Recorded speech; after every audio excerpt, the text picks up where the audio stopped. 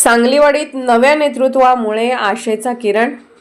सांगलीवाडी गेल्या अनेक महिन्यांपासून विविध समस्यांनी त्रस्त झालेला हा परिसर धोकादायक झाडांची भीती, तुंबलेल्या ड्रेनेज लाईन्स, रखडलेली कामे आणि वारंवार पाठपुरावा करूनही न मिळणारे समाधान नागरिकांच्या मनात नाराजी होती।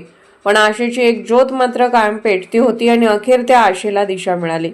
प्रभाग क्रमांक 13 मधून नवनिवडून आलेले नगरसेवक अभिजित कोळी, नगरसेविका अश्विनी कदम आणि नगरसेविका दीपाली पाटील यांनी पदभार स्वीकारताच नागरिकांच्या समस्या केवळ ऐकून घेतल्या नाहीत तर त्या सोडवण्यासाठी थेट मैदानात उतरून कामाला सुरुवात केली। आम्ही तुमच्यासाठी आहोत हे त्यांनी कृतीतून दाखवून दिले। नागरिकांच्या मागणीनुसार परिसरातील धोकादायक झाडांची तातडीने छाननी करण्यात आली। अनेक कुटुंबे जी भीतीच्या सावटाखाली राहत होती त्यांना आता दिलासा मिळाला आहे। संभाव्य दुर्घटना टाळण्यासाठी महापालिकेमार्फत त्वरित काम सुरू करण्यात आले। प्रत्येक झाडामागे दडलेली भीती आता कमी होताना दिसत आहे। फक्त झाडांचाच प्रश्न नाही, ड्रेनेजच्या समस्येमुळे त्रस्त झालेल्या नागरिकांची ही व्यथा नगरसेवकांनी समजून घेतली। गल्लीबोळात जाऊन प्रत्यक्ष पाहणी करत संबंधित अधिकाऱ्यांच्या सूचना देण्यात आल्या। कागदावर नव्हे तर प्रत्यक्षात काम झाले पाहिजे असा स्पष्ट संदेश देण्यात आला। या पाहणीवेळी नगरसेवक अभिजित कोळी, नगरसेविका अश्विनी कदम, नगरसेविका दीपाली पाटील तसेच बाग विभाग प्रमुख अजित गुजराती उपस्थित होते। प्रशासन आणि लोकप्रतिनिधी एकत्र येऊन काम करत असल्याचे चित्र पाहून नागरिकांच्या चेहऱ्यावर समाधान झळकत होते। गेल्या वर्षभरापासून रखडलेली कामे आता मार्गी लागण्याच्या प्रक्रियेत आहेत। अनेकांनी भावनिक शब्दात प्रतिक्रिया दिली। आम्हाला असेच काम करणारे नगरसेवक हवे होते। पहिल्यांदाच आमच्या प्रभागात कोणी इतक्या तत्परतेने लक्ष दिले। तरुण, तडफदार आणि लोकांसाठी झटणारे नेतृत्व मिळाले ही आमची भाग्यरेषा आहे। सांगलीवाडीत आता केवळ समस्या नाहीत तर त्यावर उपाययोजनांची ठोस पावलेही दिसत आहेत। विकासाचा मार्ग खुला होत असून नागरिकांच्या मनात विश्वासाचे नवे नाते निर्माण होत आहे। सांगलीवाडी बदलत आहे कारण इथे आता फक्त आश्वासने नाहीत तर कृती आहे।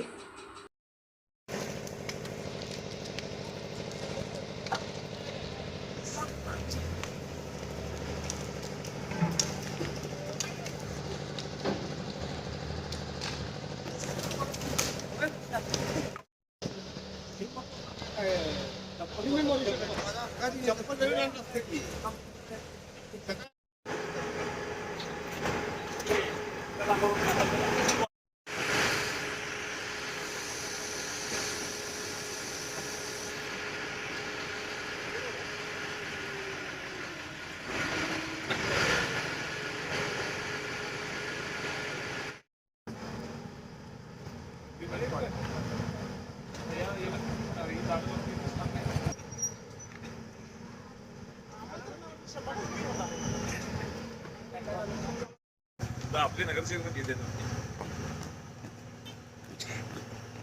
ते मार्किंग करा काय आणि रोबोट पण मागवा ह्याला।